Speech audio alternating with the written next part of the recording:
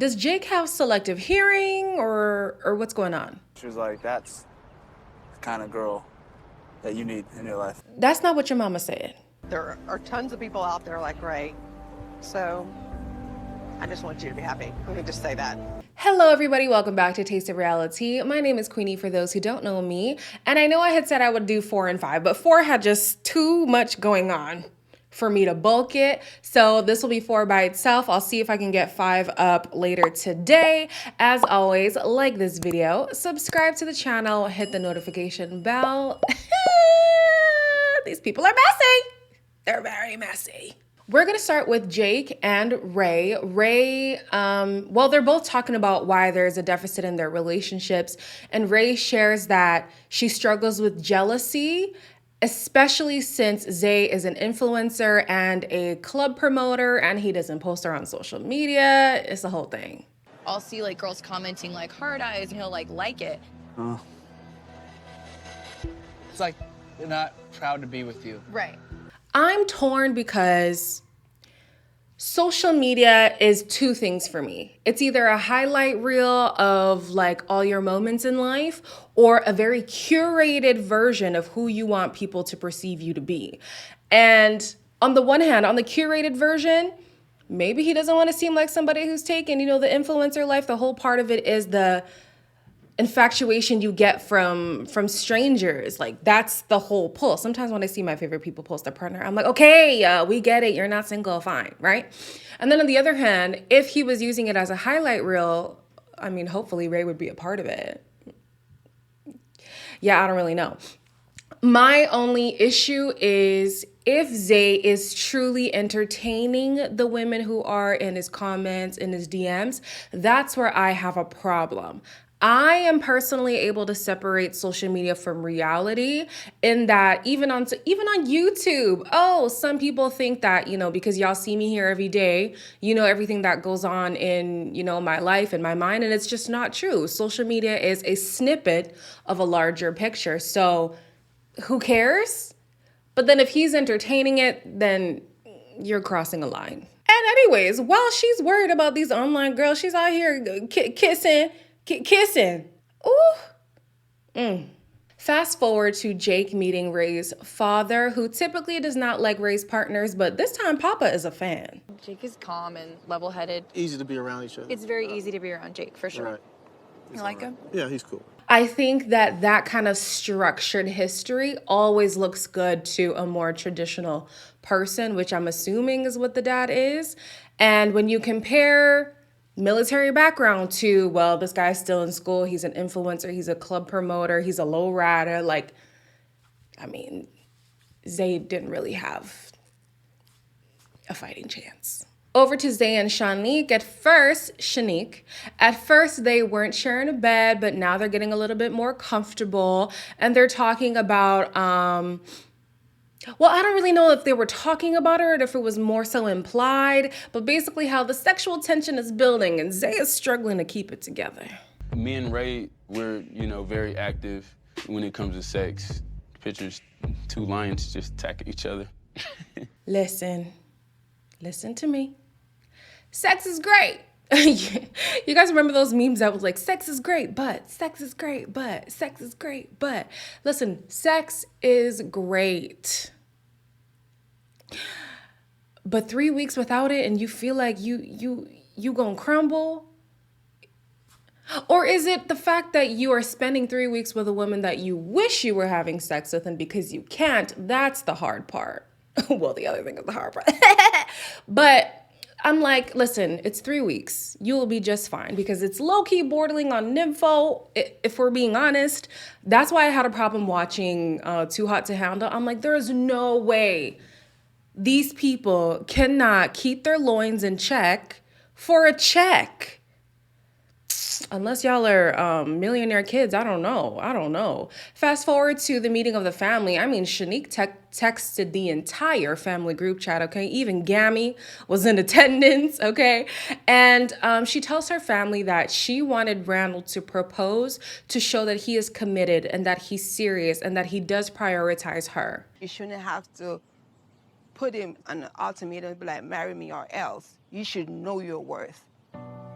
You should know I'm a damn good catch. Shanique's reasons at the beginning of the season weren't making sense to me. Now, halfway-ish through, it's still not making sense because this is now the second time I've heard her say something to the lines of, I want him to love me. I want him to step up. And I thought this would force him to do that. You can't force the man to do anything, realistically. And for me, if all you want is a ring, all you're going to have is a whatless husband. A ring is not going to change his disposition unless he wants to. He's not going to be committed unless he wants to. Ring or no, look at Stedman. Oprah and Stedman have been going at it for almost 40 years. Ain't no marriage license in sight. It's not the paper that makes someone committed. It's the person's disposition. In my mind, I'm also like, I don't know why she has these like big hopes with Zay, because Zay was also given an ultimatum and his reasons for not getting married are the same as Randall's. So that was interesting. But like I said, he has potential. I can see him being an amazing partner. No, let me not say partner. Husband and father down the line. Because I do think he's an okay partner. I mean, I haven't seen any super red flags yet. It's only episode 4. But yeah, I think he just needs some time. In this conversation with the family, he does share that he has an estranged relationship with his parents. And seeing him get vulnerable and seeing the family accept him, I was like, this is so sweet. You're very respectful, you're very polite, and honestly, they're missing out. You know, it's not just your struggles that mold you, your success also mold you into the man you're going to be, the father you will be one day. So. And the husband. And the husband. I loved seeing how Shanique's family really embraced him, taking into consideration his history with having an estranged relationship with his parents, and also that his own girlfriend's family kind of treats him like a ban, a BAN. And if you don't know what that means, you have no business knowing what that means. So I like that he is really being embraced. He has the freedom to get vulnerable. He just met these people and he's sharing, you know, some of his deepest, darkest thoughts and feelings, and that must be very freeing. I hope in his relationship with Ray, if he does continue with her, that they have that element. But considering how her father was talking about Zay, I don't think that's the reality. On Ray's side, she gets to meet Jake's mom and his friend from the military. Listen. Listen. What Darius got going on? All right, I'm normally not a fan of a septum piercing, but unlike Lauren, I can make a sacrifice. I'm okay with some compromise. Julie, Jake's mom, reminds them that, listen, you are in the honeymoon phase. You're also getting a break from your partner. Don't misconstrue that to, oh, this must be a better relationship. It's a honeymoon phase. It's supposed to be good. It's supposed to be fun and lighthearted, but every relationship has its issues. I love April. She's the driven one. She's the one that steps out of her boundaries and, just takes life by a storm. Where A, on the other side, she is a little more reserved. I'm with the mom. Something about Ray is giving me something about this whole cast, if we're being honest. But if we're comparing Ray and April, I do think April has a more structured life. April has more capability of being a wife right now than Ray does right now. But then he don't even want to be a husband. So does that matter? Maybe it doesn't. But as a mother, I would be looking at April as the better option. April just needs to work on giving her partner space to feel as an equal in this relationship, to have his needs and wants catered to as well as yours. That's my only issue with April, and the fact that she talks too much. On to Randall and Madeline. They meet Madeline's friends, who probably shouldn't be her friends because one of the friends already had sex with Colby. And then she introduced Colby to Madeline, but now she's looking at Randall. I'm like, girl, keep your hands to yourself. Randall is very attractive. Randall would be more rememberable. I would definitely do it if I were in Madeline's position. This whole conversation for me felt like it was more focused on attraction rather than compatibility, which doesn't completely surprise me because you are the company you keep. And Madeline is just so focused on her yearning for Randall rather than potential compatibility, right? Moving forward, though, they do have a more serious conversation. They talk kids, finances, and how things will change for them if they found the right person. Once I get married, I feel like I'll be ready to have kids, like immediately. If I'm not ready to have kids with you and really start a life with you, then I'm not ready to marry you. For me, Madeline's perspective sounds like she will change once she's married. And that's a problem for me because, well, I'm not trying to marry her, so it doesn't matter. But if somebody was to come to me and say, I know I'm like this right now, but I swear once we get married, I'm going to fall into that role. No, I'm going to need to see signs of that before I commit because you're already showing me who you are. It's not a light switch for a lot of people where they can just, change into being an upstanding wife, an upstanding husband. You need to see those characteristics beforehand to even know that that's a decision you want to make. All I wanted to say was that promising that you're going to change in a union is not a guarantee. That's it. Moving on to the girls' night. Shanique is first to share that, things have been going well in her new relationship. All right. One getting a little like, yeah. No. It was like day one of sleeping together. No, how did you know that he boned her? I can feel it. I would die.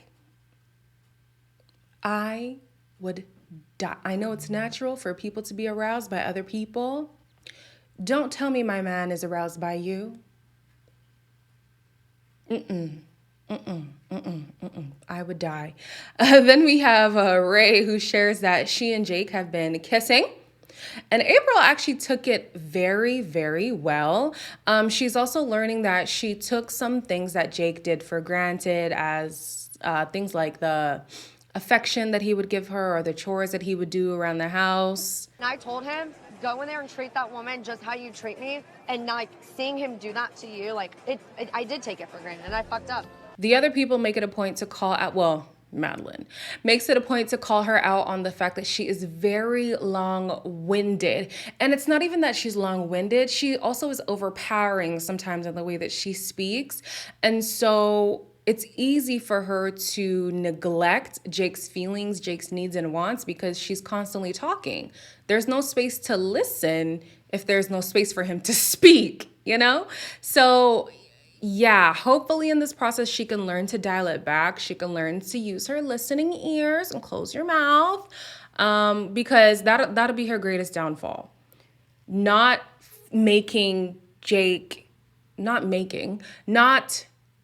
what are the words, Elaine? Why are you struggling today?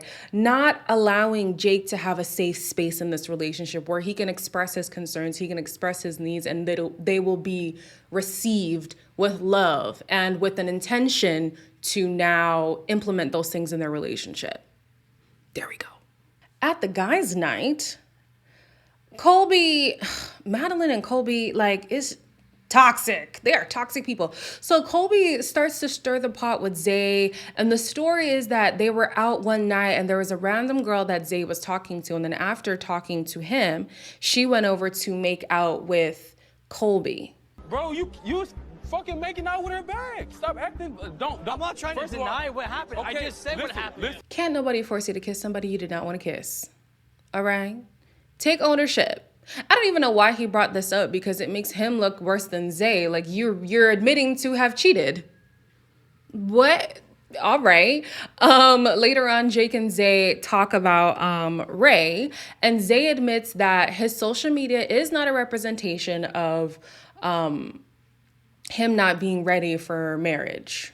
At the end of the day, who are you gonna have? The only person you're with is the person you marry, and that's the person that's gonna matter at the end of the day. I'm ready to marry her. I'm ready to marry Ray right now. I found it interesting how Ray gets upset that she doesn't get claimed on social media. However, at the beginning of the season, both the interviewer and Zay asked Ray, what is it about him that makes you want to marry him, that makes you so in love with him, that makes you, want a future with him? And she couldn't come up with nothing. Not a damn thing. So when Jake is here trying to say, you know, it's about the real connections that you make in real life that matter, blah, blah, blah. That's absolutely true. But you're telling it to the wrong person. The person it has to apply to clearly is Ray, because Ray's unable to tell her own partner the reasons why they should have a future together. Whereas he might not claim her on social media, but he affirms her in real life. And that's what actually matters. Now with Randall to me, I don't know if like him and Madeline are sipping from the same juice. I guess that's why they get along so well. But he was hilarious to me this episode because the amount of times he kept saying, Madeline, Madeline, Madeline, Madeline, Madeline. I was like, are you trying to piss Colby off? Madeline has taught me so many things. Madeline is very understanding. Madeline and I are almost the same person. I love Madeline. Madeline and I have slept in the same bed. Madeline and I have kissed before. Madeline on the other side of the club is also determined to piss Shanique off by saying, oh, yeah, he gets hard for me. Oh, he wanted to kiss me. Oh, he this, he that, he that. Of course, Shanique is not going to take it well. Shanique is upset about it. I don't care. And that's okay. It That's needs gonna to happen. affect her. Randall did have every intention of kissing me. Okay. He did. I'm gonna need somebody to like fucking supervise Madeline tonight. I'm ready to go make out with Randall off camera. Take these off me.